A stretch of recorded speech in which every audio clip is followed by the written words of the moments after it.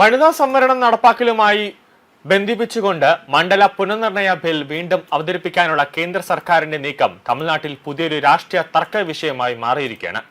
India സഖ്യത്തിന് ആശങ്ക ഉണ്ടാക്കുന്ന തരത്തിൽ ഈ ബില്ലിനോടുള്ള നിലപാടിൽ DMK അയവ് വരുത്തിയെന്ന അഭ്യൂഹങ്ങൾക്കിടെ തുടക്കം മുതൽക്ക് പാർട്ടി ഇതിനെ എതിർത്തിരുന്നുവെന്നും ഇനിയും അത് തുടരുമെന്നും ഉദയനിധി സ്റ്റാലിൻ വ്യക്തമാക്കിയിരിക്കുകയാണ്.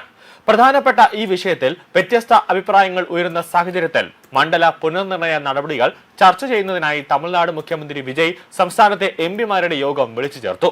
ഈ ബിൽ വീണ്ടും സജീവമാക്കാനുള്ള നീക്കങ്ങൾക്കിടയിലും ഇതുവരെ DMK ഇക്കാര്യത്തിൽ കർശനമായ നിലപാടൊന്നും സ്വീകരിച്ചിരുന്നില്ല. അത് പ്രതിപക്ഷത്ത് പ്രത്യേകിച്ച് കോൺഗ്രസിൽ ആശങ്കയ്ക്ക് വഴിവെക്കുന്നുണ്ട്.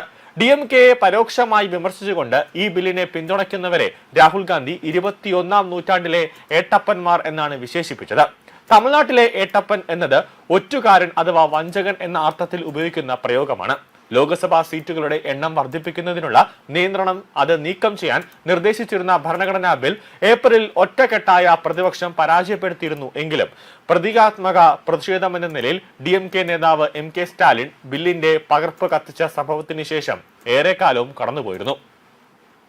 തമിഴ്നാട്ടിൽ വിജയുടെ TVKയെ പിന്തുണയ്ക്കാൻ കോൺഗ്രസ് DMKയെ കൈവിട്ടതിനെ തുടർന്ന് ദേശതലത്തിൽ DMK ഇന്ത്യ സഖ്യത്തിൽ നിന്ന് പിന്മാറി 2011 സെൻസസ് അടിസ്ഥാനമാക്കി മണ്ഡലങ്ങളുടെ അതിരുകൾ പുനർനിർണയിക്കാൻ ലക്ഷ്യമിട്ടുള്ളതാണെന്ന് ഈ ഡിലിമിറ്റേഷൻ ബില്ല് പറയുന്നു. ഇത് നടപ്പിലാക്കുന്നതോടെ ലോക്സഭാ സീറ്റുകളുടെ ആകെ എണ്ണം 543-ൽ നിന്ന് 850 വരും. ബില്ലിന്മേലുള്ള DMKയുടെ നിലപാട് വ്യക്തമാക്കിക്കൊണ്ട് ഉദയനിധി പറയുന്നത് മണ്ഡല പുനർനിർണയത്തെ DMK ഇപ്പോഴും എതിർത്തിട്ടുണ്ട്. ഭാവിയിൽ ഞങ്ങൾ അതിനെ എതിർക്കുന്നത് തുടരും. ഇതൊരു പുതിയ വിഷയമല്ല എന്നും എന്നാൽ ഇതാദ്യമായാണ് ഇതൊരു വിഷയമായി ഉയർന്നു വരുന്നതെന്നും രീതിയിലാണ് കേന്ദ്ര സർക്കാർ ഇതിനെ അവതരിപ്പിക്കുന്നത്. തമിഴ്നാട് നിയമസഭയിലെ പ്രതിപക്ഷ നേതാവ് ഇന്ത്യ ടുഡേയോട് പറഞ്ഞത് ഇങ്ങനെയാണ്: 3 മാറ്റങ്ങൾ വരുത്തിയാൽ മണ്ഡല പുനർനിർണയ ബില്ലിനെ പിന്തുണച്ചേക്കുമെന്ന് DMK സൂചന നൽകിയതായി ദി ഹിന്ദു പത്രത്തിൽ വന്ന വാർത്തയ്ക്ക് മണിക്കൂറുകൾക്ക് ശേഷമാണ് ഈ വിശദീകരണം വന്നതെന്നതും ശ്രദ്ധേയമാണ്. ലോക്സഭയിൽ 22ഉം രാജ്യസഭയിൽ 8ഉം അംഗങ്ങളുള്ള DMK പാർലമെന്റിലെ 5ാമത്തെ വലിയ കക്ഷിയാണ്.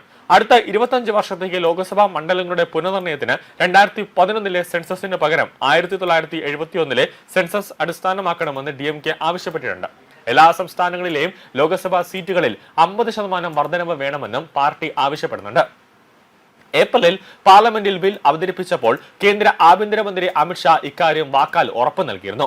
മൂന്നാമതായി നിർദ്ദിഷ്ട മണ്ഡല പുനർനിർണയ നടപടികൾക്ക് ശേഷം ഓരോ സംസ്ഥാനത്തിനും എത്ര സീറ്റുകൾ ലഭിക്കുമെന്ന് വ്യക്തമാക്കുന്ന സംസ്ഥാന അടിസ്ഥാനത്തിലുള്ള പട്ടിക ബില്ലിൽ ഉൾപ്പെടുത്തണമെന്നാണ് DMK ആഗ്രഹിക്കുന്നതായി റിപ്പോർട്ടിൽ പറയുന്നുണ്ട്.